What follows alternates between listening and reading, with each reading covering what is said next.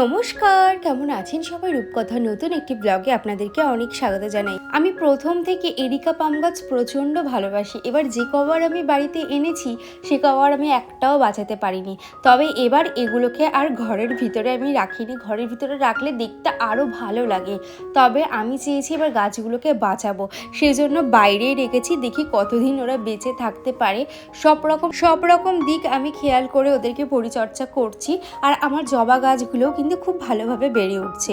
সকালবেলা উষ্ণ গরম জলে মধু দিয়ে খেলাম। অনেকেই বলে যে দিদি তুমি যে ডায়েট করছিলে তা তোমার কি ওজন কমেছে? হ্যাঁ, আমার ওজন কমেছে। আমি প্রায় 3 থেকে 4 কিলো ওজন আমি কমাতে পেরেছি। বাড়ির খাবার দাবার খেয়ে, ভাত রুটি সমস্ত কিছু খেয়ে আমি ওয়েট লস করেছিলাম।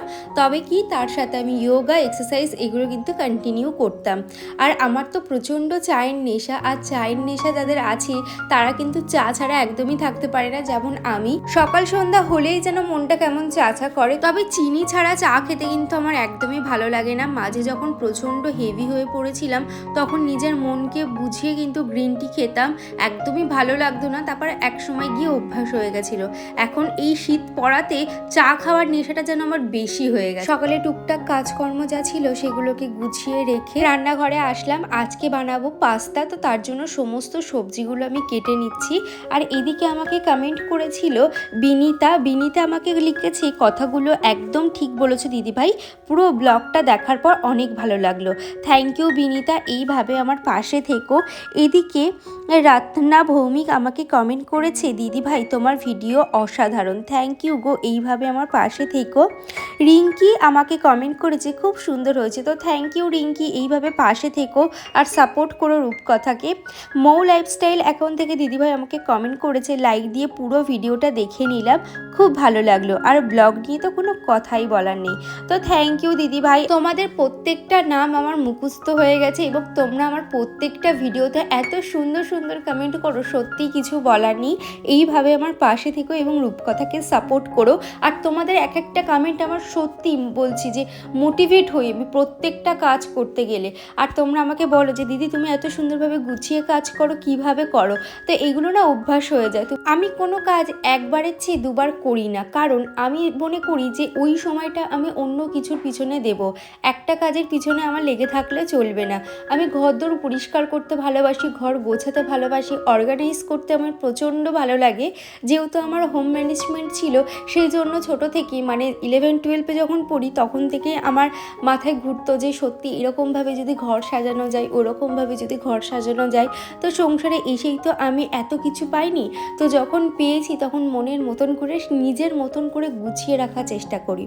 তো এই হচ্ছে ব্যাপার। আর এদিকে আমাকে কমেন্ট করেছে দীপান্বিতা আমাকে কমেন্ট করেছে, তোমাকে যখন এত ভালোবেসে কমেন্ট করি আর সেই কমেন্টগুলো তুমি এত সুন্দর করে বলো, শুনলেই মনে হয় তোমার মধ্যে একটা ভালো মানুষের পরিচয় পাওয়া যায়।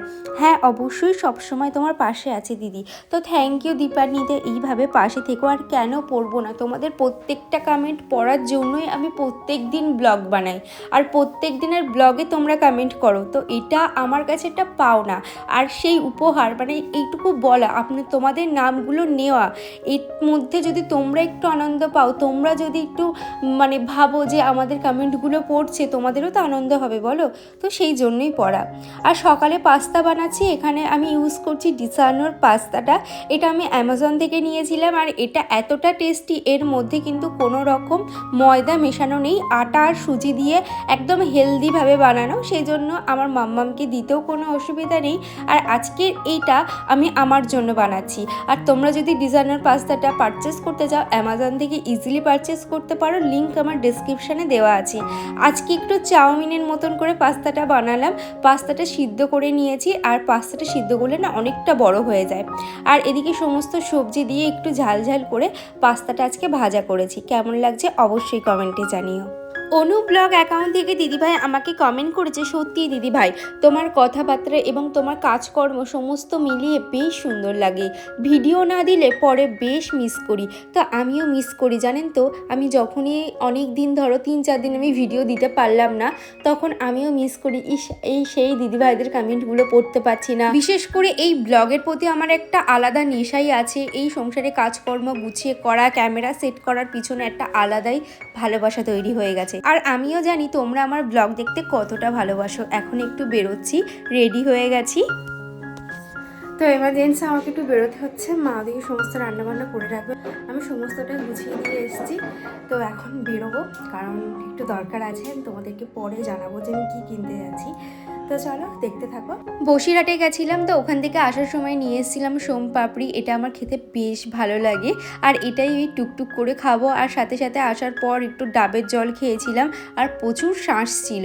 শাশুড়ি মা সমস্ত রান্নাবান্না করেছে, তো ভাবলাম আমি রান্নাঘরটাকে ক্লিন করে নিই। শাশুড়ি মা স্নান করে তারপর মাম্মামকে খাওয়াবে। আজকে আমার প্রচুর কাজ আছে, ঘর বাড়ি সমস্তটাই ক্লিন করতে হবে। সামনেই যেহেতু বাড়িতে বিয়ে লাগছে, আমার দেওরের বিয়ে। তোমরা অনেকেই জানতে চেয়েছিলে যে দিদি কার বিয়ে, তো আমার দেওরের বিয়ে, বাড়ির ওপরে প্যান্ডেলও শুরু হয়ে গেছে।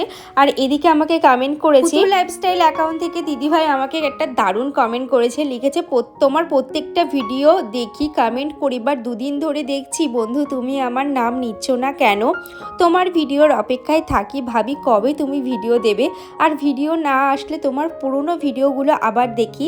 কি জাদু করলে বন্ধু তুমি আমায়। তো থ্যাংক ইউ দিদিভাই, আমি কোনো জাদু করিনি। এটা হচ্ছে তোমার প্রতি আমার ভালোবাসা, এবং আমার ব্লগ তোমার ভালো লাগে, এই জন্যই তুমি আমার ব্লগ দেখো। আর এইভাবে আমার পাশে থেকো। এতদিন এতটা ব্যস্ত ছিলাম যে কমেন্ট পড়তে পড়তে তোমাদের কমেন্টগুলো আমার পড়াই হতো না, এই আর কি। এবার থেকে সমস্ত কমেন্টগুলো পড়বো। মাম্পি দাস অ্যাকাউন্ট থেকে দিদিভাই আমাকে কমেন্ট করেছে, তুমি যে আমার নামটা নাও আমার খুব ভালো লাগে বোন। জানি আমার বাড়ি হাসনাবাদে, জানো আমার বাড়ি হাসনাবাদে। তুমি যে পাস্তা করেছিলে, এই রান্নাটা খুব সুন্দর হয়েছে। আমি বসে বসে তোমার ভিডিওগুলো প্রত্যেকটা দেখি। আমি মাম্পি বলছি। তো থ্যাংক ইউ মাম্পি, এইভাবে আমার পাশে থেকে। এবং হাসনাবাদে কোথায় তোমার বাড়ি অবশ্যই আমাকে কমেন্টে জানিও। এদিকে আমাকে কমেন্ট করেছে শিপ্রা হাজরা, দিদিভাই একটা কথা বল, আমার বয়স মাত্র 24, আমার কি নিজের মতন করে থাকার কোনো অধিকার নেই? আমার 2 বছরের বাচ্চা আছে, আমি জয়েন্ট ফ্যামিলিতে থাকি, আমার কাছে থেকে সবাই আশা করে আমি 80 বছরের বয়সের মহিলাদের মতো থাকি, তা আমি পারি না।